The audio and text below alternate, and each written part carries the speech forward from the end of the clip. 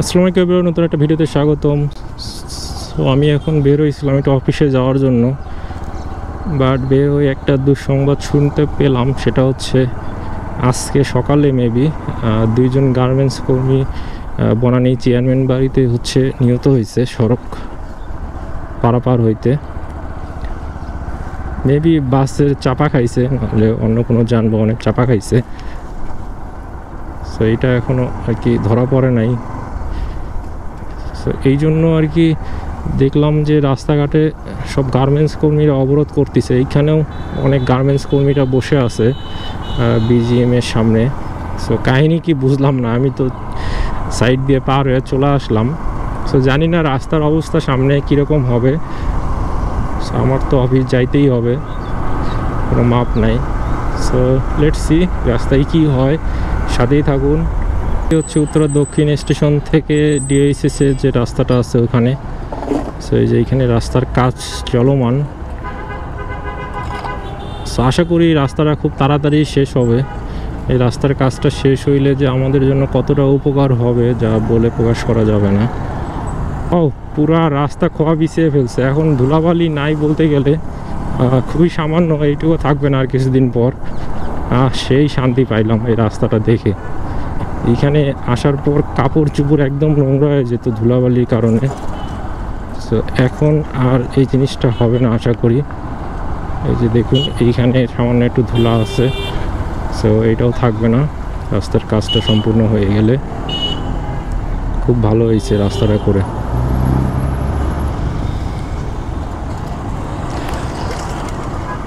মিরপুর দিয়ে যেতে হবে, বনানীর রাস্তায় যাওয়া যাবে না, গ্যাঞ্জাম লাগছে যেহেতু।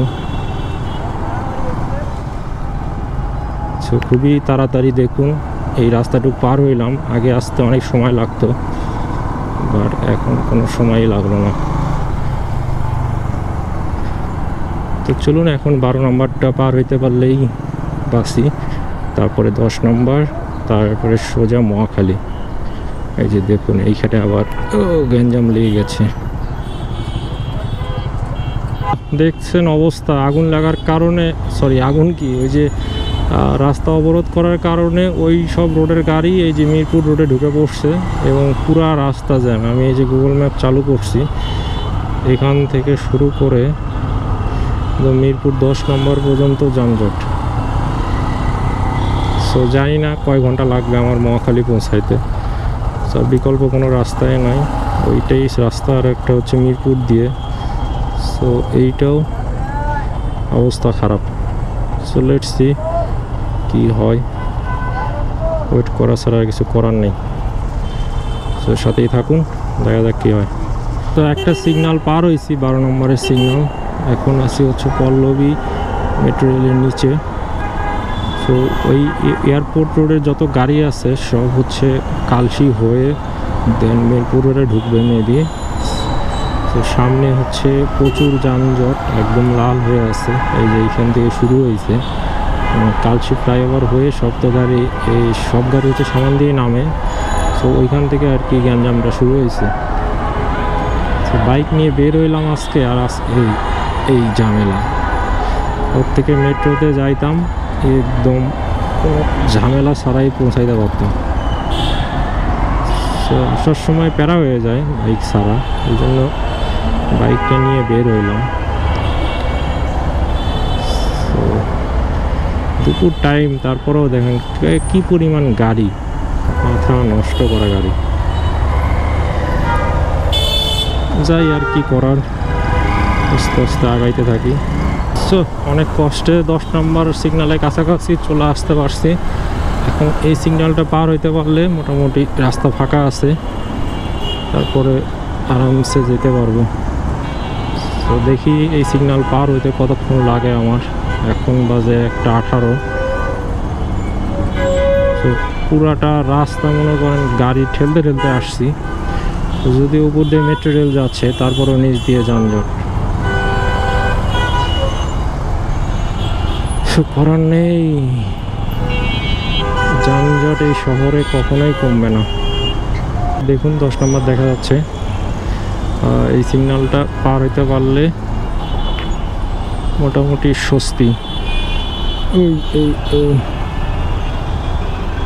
অনেক কষ্টে 10 নম্বর সিগন্যাল পার হয়েছি, বহুত গ্যাঞ্জাম রাস্তায়। এই দেখুন এখানে এসে আবার আটকে গেছে।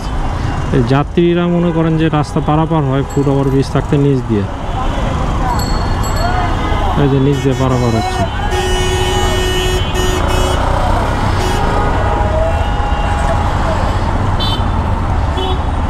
কিরে ভাই, ফুট ওভার ব্রিজ নাই?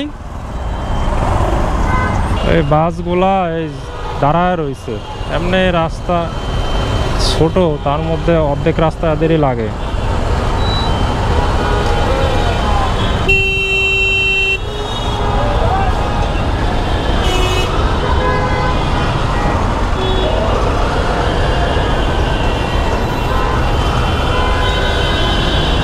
তো ওয়েট করি, দেখি সিগন্যাল কখন ছাড়ে। কতক্ষণ পরে মনে হয় গাড়ি 30-এ উঠাইতে পারছি, শান্তি লাগতেছে। এতক্ষণ গাড়ি 10-এর উপরে উঠাইতে পারিনি। এই যে দেখুন দাঁড়িয়ে পড়ছে, বাপের রাস্তা, ইচ্ছা মতো দাঁড়িয়ে পড়ছে। তো যাই হোক, এই বনানী এই ঘটনাটার কারণে আর কি ঢাকার এই অবস্থা, বিশেষ করে মিরপুর রোডে এত খারাপ অবস্থা। আজকে আমার প্রায় 1 ঘন্টা লেট এবং শরীরের অবস্থাও খারাপ, রোজা থেকে অনেক কষ্ট হয়ে গেছে আজকে। তারপরেও যদি ভালো মতো পৌঁছাতে পারি এটাই অনেক।